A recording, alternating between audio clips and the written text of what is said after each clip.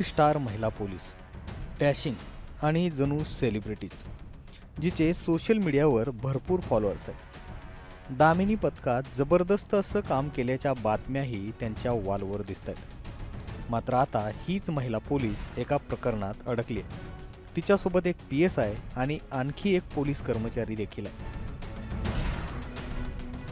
Pune police दलातील या police कर्मचाऱ्यांनी केलेलं कांड सध्या व्हायरल होत आहे.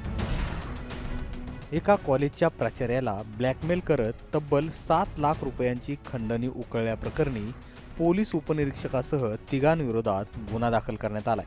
सोशल मीडियावर रील स्टार म्हणून ओळखली जाणारी सोनाली हिंगे यांचा समावेश आहे. या तिघांनी मिळून संबंधित प्राचार्याला पॉस्को कायद्याअंतर्गत गुन्हा दाखल करून अटक करण्याची भीती दाखवली आणि पैशांची मागणी केली. कॉलेजमधील एका अल्पवयीन विद्यार्थिनीला हाताशी धरून फिर्यादी प्राचार्यांच्या विरोधात खोटी तक्रार देण्यास भाग पाडलं. पोस्को अंतर्गत गुन्हा दाखल करून या प्राचार्यांना अटक करण्याची आणि संस्थेच्या बदनामीची भीती दाखवली आणि तब्बल 7 लाख रुपये उकळल्याची तक्रार आता करण्यात आली. प्रकरणातील आरोपींविरोधात बंड गार्डन पोलीस ठाण्यात गुन्हा दाखल झालाय.